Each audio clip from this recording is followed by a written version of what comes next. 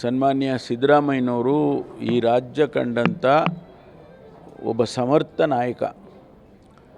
ಅವ್ರ ಮೇಲೆ ಆಪಾದನೆಗಳು ಮಾಡೋದು ಮತ್ತೊಂದು ಮಾಡೋದು ಅದು ಬೇರೆ ವಿಚಾರ. ಆದರೆ ಒಬ್ಬ ಸಮರ್ಥ ನಾಯಕ ಈ ರಾಜ್ಯದ ಆಡಳಿತವನ್ನು 5 ವರ್ಷ ಸಮರ್ಥವಾಗಿ ಮಾಡಿ ಈಗ ಅವರು ಒಂದು ಒಳ್ಳೆಯ ಆಡಳಿತವನ್ನು ಕೊಡ್ತಾ ಇರ್ತಕ್ಕಂಥ ಸಂದರ್ಭದಲ್ಲಿ ಬಹಳ ಜನಕ್ಕೆ ಒಂದು ರೀತಿ ಅಸಮಾಧಾನ ಇದೆ. ಭಾಳ ಜನಕ್ಕಿದೆ. ಭಾರತೀಯ ಜನತಾ ಪಾರ್ಟಿಯವ್ರಿಗಿರ್ಬೋದು, ಜನತಾ ದಳದವರು ಇರ್ಬೋದು, ಆ ಥರದ್ದೆಲ್ಲ ಮಾತುಗಳನ್ನು ಆಡ್ತಾರೆ. ಆಗ ಜನ ಏನು ಮಾಡ್ತಾರೆ ಅಂಥ ಸಂದರ್ಭದಲ್ಲಿ? ಮೈಸೂರಿನಲ್ಲೇ ಜನ ಏನು ಮಾಡ್ಬೋದು? ಅದಕ್ಕೋಸ್ಕರ ಅವರು ಆ ಮಾತು ಹೇಳಿದ್ದಾರೆ. ಅದೆಲ್ಲ ಮಾಡ್ಕೊಳ್ಳಿ, ಅವ್ರು ಯಾರು ಬೇಡ ಅಂದಿದ್ದಾರೆ? ಅವ್ರೇನು ನಮ್ಮನ್ನು ಕೇಳಿ ಮಾಡ್ತಾರಾ? ಇಡಿನವರು ಆಗಲಿ, CBIನವರಾಗಲಿ ಅಥವಾ ಸೆಂಟ್ರಲ್ ಏಜೆನ್ಸಿನವರು ಯಾರನ್ನಾದರೂ ಕೇಳಿ ಮಾಡೋದಿಲ್ಲ. ಯಾವುದೇ ಪಕ್ಷ, ಯಾವುದೇ ವ್ಯಕ್ತಿ ಅವರು ಕೇಳಿ ಮಾಡೋದಿಲ್ಲ. ಮಾಡ್ಕೊಳ್ಳಿ, ಅವರು ಮಾಡ್ತಾ ಇದ್ದಾರಲ್ವಾ? ಯಾರು ಹೇಳಿದ್ದು? ಯಾರ ಬದಲಾವಣೆ ಮಾತೇ ಯಾರು ಆಡಿಲ್ವಲ್ಲ.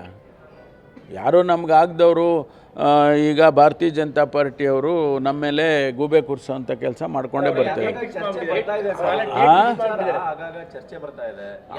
ಅಲ್ಲಲ್ಲ, ಅವ್ರು ಚರ್ಚೆ ಮಾಡಿದರೆ ನಾವೇನ್ರಿ ಮಾಡೋದು?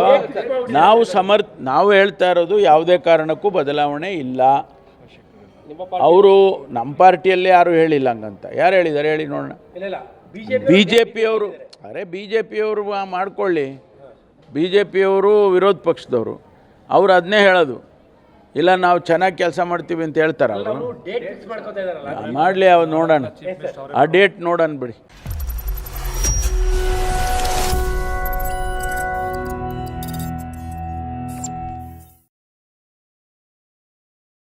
ನೀವು ಗಿರವಿ ಇಟ್ಟು ಬಿಡಿಸ್ಕೊಳಕ್ಕಾಗ್ದಿರೋ ಆಭರಣನ STJ ಗೋಲ್ಡ್ ಕಂಪನಿಯವರು ಬಿಡಿಸಿ ಮಾರುಕಟ್ಟೆಗಿಂತ ಅಧಿಕ ಬೆಲೆಗೆ ತಗೋತಿದ್ದಾರೆ.